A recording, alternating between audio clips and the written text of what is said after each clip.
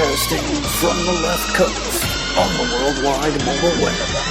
Disruptive Innovation FM from the Emerald City of Seattle with your host, Jeffrey. Oh yeah, laying down the beats. We got a great episode in store for you. Glad to be back. Long hiatus in the making, but we're here. We got some great news in store. Disrupting short messaging service as we speak. Facebook acquires SMS service WhatsApp for $16 billion today. $16 billion. Think about that. You know what's cool? Not $1 million or even $1 billion for that matter. $16 billion.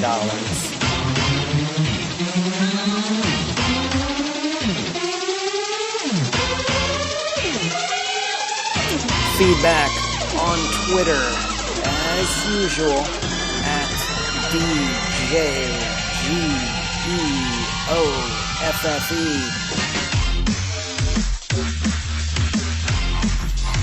Tunes courtesy of Andy C. This one's called Workouts. Drum and bass is going to be massive again this year. Just a little side note. I think it's actually going to disrupt dubstep as we've known it. That's just me. I've already lived through this once before in the 90s, so history is deemed to repeat itself.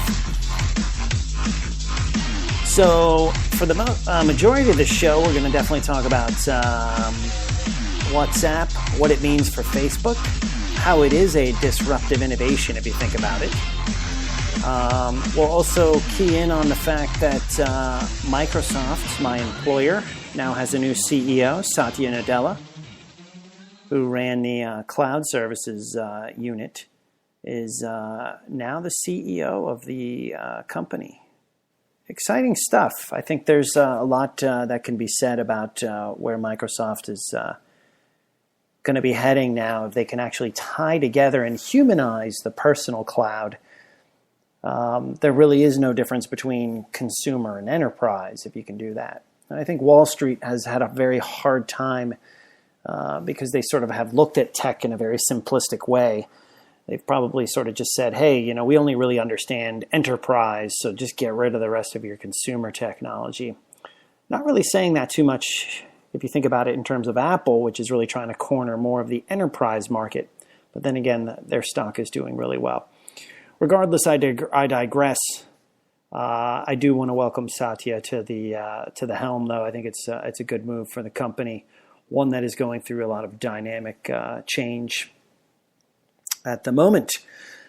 Speaking of dynamic change, wow, a lot of great stuff going on out there. One of the big things, I think, before we really get into dissecting the recent move by Mark Zuckerberg to acquire WhatsApp, is the fact that we are now living in a world where in 5 years I have seen other platforms, other technology products disrupting the status quo of products that are only maybe like 10 years old. So we're actually reaching that accelerative thrust that Alvin Toffler talks about so much in his book Future Shock, about the fact that technology can't keep up with the pace of change. So almost in the next 2 years, it should be exciting to see things that actually launch now sort of dying out due to the fact that other products will launch and be better than them, might be even cheaper than them, might actually not cost anything for that matter. So we'll have to take a look at what's going to happen there. Now, let's get to the heart of tonight's episode, this week's podcast, and I hope to get more of these down on audio. I've been bad about not laying down some of my thought leadership on audio for a while. I've actually been blogging quite a bit. Great platform, by the way. 2 great platforms, by the way, that actually I think will disrupt WordPress, for that matter.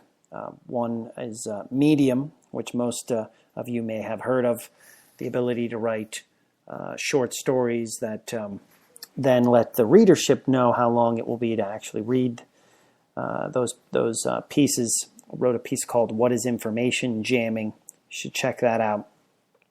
And the other platform is called Ghost, which is an open source blogging publishing platform.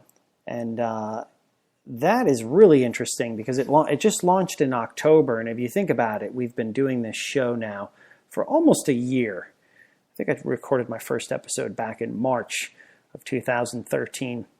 And Ghost is all about just a wonderful user interface, a wonderful design, and really all about publishing. And they're really trying to disrupt sort of the old players of blog publishing as we've known them, specifically WordPress and Blogger. And I think they'll do a fine job of it. The first open source blog publishing platform that's out there, and it really is a great platform, so to speak of. And I think we're going to actually see more open source platforms when it comes to a lot of the new applications that probably are launching right now, whether they're launching in the Valley or Seattle or Brooklyn or Tel Aviv, wherever those startup shops might be. The majority of them will be open source in nature. So WhatsApp, interesting name for an application. I've actually been using it for quite some time. I was turned on to Viber back in 2011 when I wanted to bypass not having to call or pay for telephone calls. A friend of mine from the UK said, "Hey, you got to download this app. It's great. You have an iPhone. I have an iPhone. Let's talk to each other across the pond and not spend any money on long distance." And that's exactly what I did. And now we are moving into a world of messaging once again. So away from the big social network as we've known them, and really into other modes of communication. And WhatsApp obviously makes sense because it's a short messaging service platform that pulls in all of your friends from Facebook using the Open Graph technology. And then I can actually communicate with all of them. And I've been using it for the past couple months. I'm probably not really the demo for it, but it's a good technology. I have no issue with it at all. Simple to download. It's free. Great user interface. And I'm able to text to everyone, and it shows up right there in the app. Now, the interesting thing about this is, and why it's so relevant, I think, is because a lot of talk on Twitter, especially when this announcement was made, and it happened about 3 o'clock Pacific time, so I think it caught a lot of people on the East Coast, especially New York City, off guard when the announcement went through. It's, I guess, one advantage of living on the West Coast. It's quite fun to sort of take advantage of all the sort of big announcements that Google, Facebook, and Microsoft might make. But when the announcement was made, the interesting thing about all of it was the fact that everyone was really keying in on the cost of acquiring the company. $16 billion is quite a bit of money. In fact, it's 35% of the cash that Facebook has on hand. So they actually dug into their treasure chest quite a bit to acquire this application. Now, again, many are saying, why are they doing this? This really has nothing to do with their platform. How are they going to integrate it necessarily into their social network? Well, the point is they're not. This is a total standalone play. I actually think Mark Zuckerberg has a huge set of you-know-what, and is probably one of the biggest risk takers when it comes to a CEO. This guy has definitely read Clayton Christensen's The Innovator's Dilemma. I think he studies disruptive innovation. I think he has brought a culture to Facebook, and again, I can only speak from the outside looking in. I've never worked there. I've only done business with them as a client, so to speak, with paid media. But I think he's actually studied disruptive innovation to a T and just has figured out we are not going to become irrelevant and a relic of what happens with so many tech companies that sort of rest on their laurels. I think he's really just sort of said, this is an area that we need to sort of get into for a couple of reasons. One, I doubt they will add advertising to the platform, at least not right now. I think they'll look at how users are using messaging here, and they won't necessarily go down the path of trying to offer advertising. They know it won't really work. It's not really meant for that particular platform. I think what they really are looking at is they see the ability to connect with a number of the audience that basically is not really using the Facebook platform. They want to keep them sort of around, so to speak.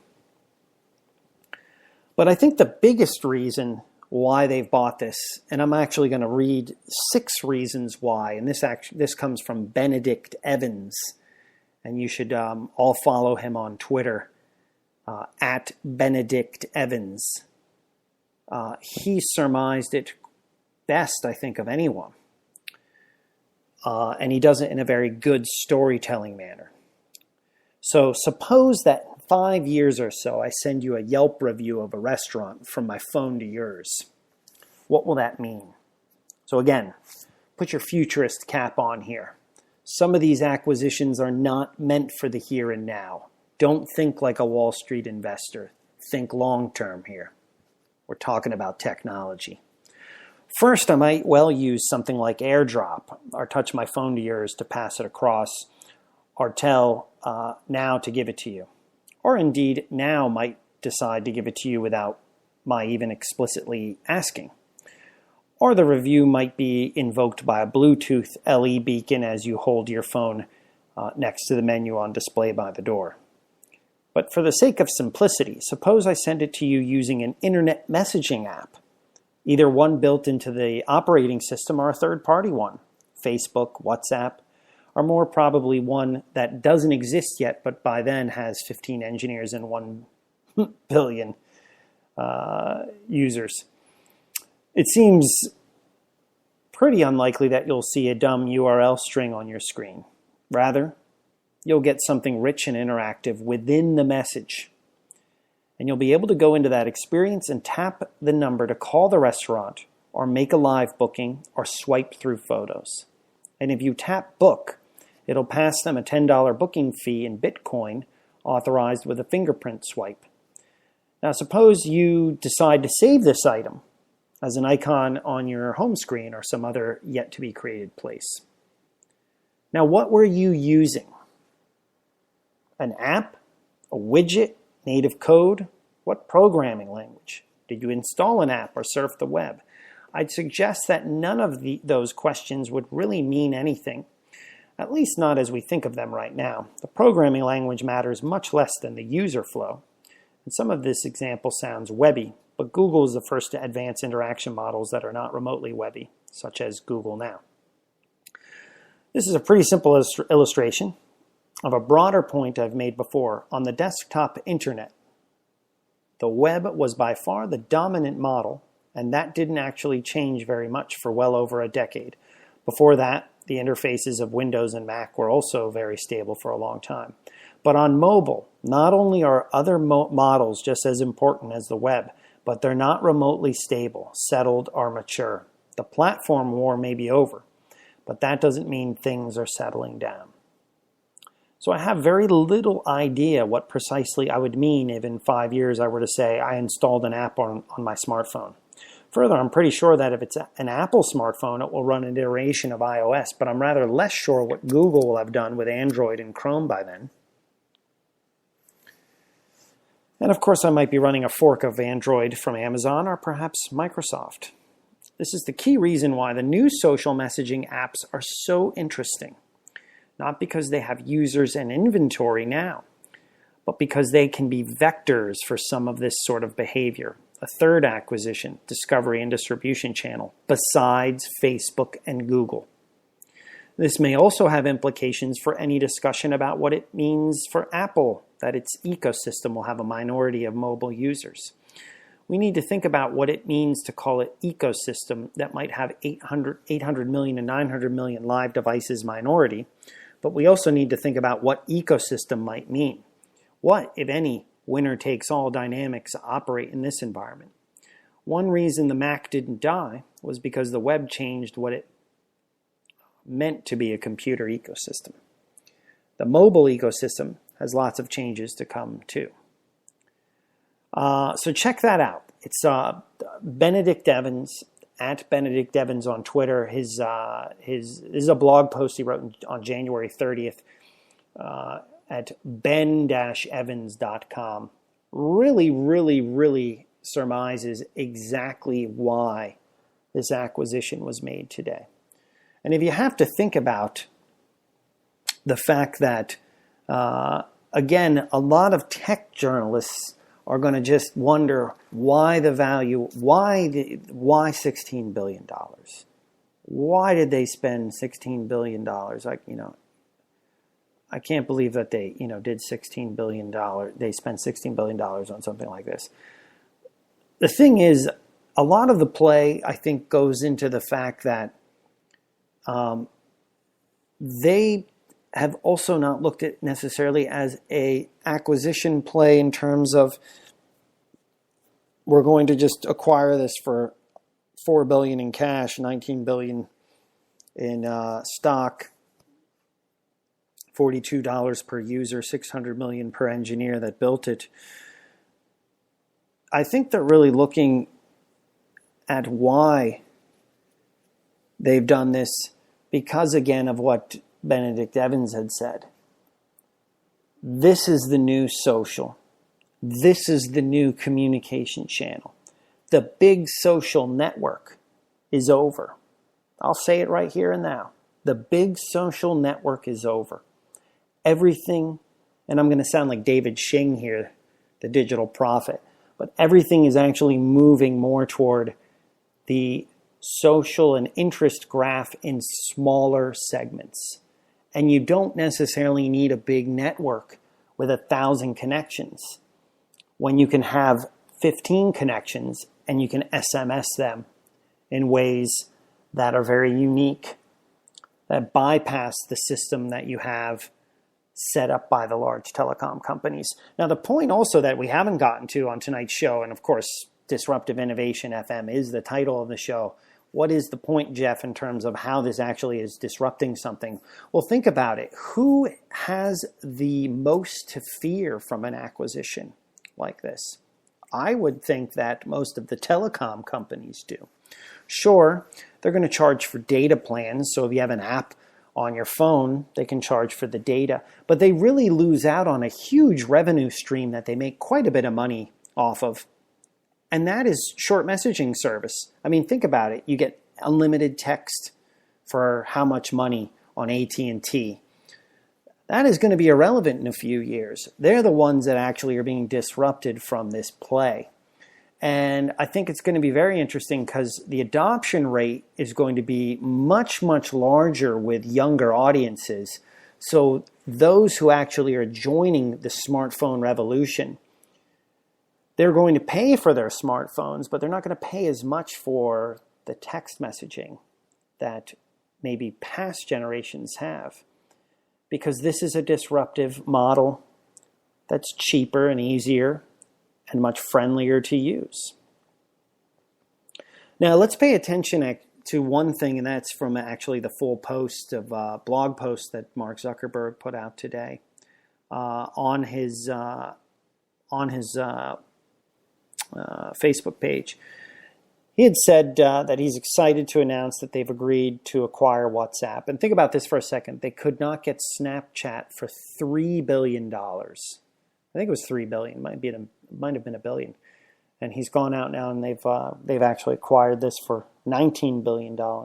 Think about it. Tumblr sold to Yahoo for $1 billion. This dwarfs this in comparison. But here's what he said. Our mission is to make the world more open and connected. We do this by building services that help people share any type of content with any group of people they want. WhatsApp will help us do this by continuing to develop a service that people around the world love to use every day. WhatsApp is a simple, fast, and reliable mobile messaging service that is used by over 450 million people on every major mobile platform. More than 1 million people sign up for WhatsApp every day and is on its way to connecting 1 billion people, similar to the social network Facebook itself. More and more people rely on WhatsApp to communicate with all of their contacts every day. WhatsApp will continue to operate independently within Facebook, very much like Instagram. The product roadmap will remain unchanged and the team is going to stay in Mountain View. Over the next few years, we're going to work hard to help WhatsApp grow and connect the whole world. We also expect that WhatsApp will add to our efforts for Internet.org, our partnership to make basic internet services affordable for everyone. The big play here also, which I think is really bypassed by the majority of the American tech community, is that this is a huge play for the global network. Much of the first computers that the emerging economy will use will not be a PC, it will be a mobile phone. So this is a huge, huge area that Facebook obviously wants to conquer. WhatsApp will complement our existing chat and messaging services to provide new tools for our community. Facebook Messenger is widely used for chatting with your Facebook friends and WhatsApp for communicating with all of your contacts and small groups of people. Again, small groups of people. Since WhatsApp and Messenger serve such different and important uses, we will continue investing in both and making them each great products for everyone. WhatsApp had every option in the world, so I'm thrilled that they chose to work with us. I'm looking forward to what Facebook and WhatsApp can do together and to developing great new mobile services to give people even more options for connecting. So this is amazing because in the past few weeks now, they have now, with the acquisition of this particular app and also the acquisition of Instagram earlier, and the fact that they've launched their own standalone app, Paper, which is very disruptive to sort of the publishing and curation models that are out there. Now, Mark Zuckerberg has obviously said, we're not going to stand by or rest on our laurels. We're going to disrupt everything we can in our power to do so. And we're going to start by disrupting our own company. Pretty amazing if you think about it. So I'm just at awe again over the fact that many can't, I think, see the long-term strategy of this. And there were many wondering, is there a bubble? And my answer to that, is there a bubble specifically in tech? And my answer to that is no, because most of the investments made over the past few years from VC firms have been for desktop technologies, not for mobile technologies. And if you think about it, the acquisition made last year by Yahoo for Tumblr, Tumblr is still very much a desktop entity, a desktop publishing vehicle, not so mobile, so to speak. So I think many of the acquisitions we'll actually see in the next couple of months and probably over the next 2 years will again be in the mobile space. And many of them actually, I think what we will see is acquisitions for technology that helps personalize the mobile home screen. This is a huge area that is still controlled by mobile operating systems. I can't really change my home screen on my iPhone. That's controlled by Apple. And I think it's getting down to the point where ultimately, where Android actually has benefits is because it's open source and has the ability to be programmed by the user in any way they see fit, you're going to see a lot more home screen personalized technology.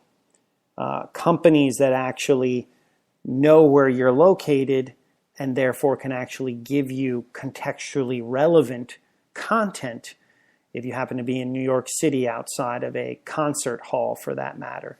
It might show you videos to artists that are going to be performing at that particular concert hall soon. If you're outside a restaurant, it might give you recommendations for other restaurants. So this is the dawning of the Internet of Things that we talk so much about on the show. And we'll definitely be talking more about that as we move into future segments and talk about more shows, or as we talk about this in more shows in the future. But definitely things to talk about in some upcoming episodes. Personalization of the mobile home screen. What's in store for the evolution of Facebook? Is it a conglomerate or a big tech company like Microsoft and IBM, or is it really something that goes beyond that? And of course, we have to definitely talk about the new publishing platform on LinkedIn that they announced and how that plays into sort of rupturing the publishing space as we've known it. So a lot in store to talk about. Would love your feedback at DJGEOFFE on Twitter. This is Disruptive Innovation FM.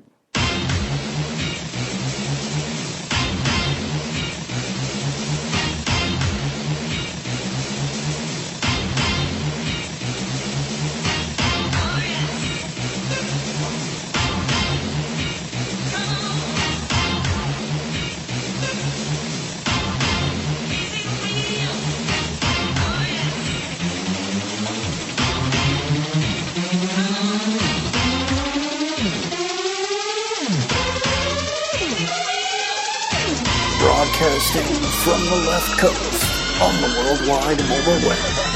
Disruptive Innovation FM from the Emerald City of Seattle with your host, Jeffrey Cohen. And I will be in Hawaii in May giving the keynote address at the Society of Industrial Organized Psychologists. If you happen to be there, give me a jingle. Also at ClickZ Live, March 31st through April 4th in New York City, back in my hometown, talking about content and the social web. Let's make sure we connect live on Twitter at DJGEOFFE. Talk to you next week.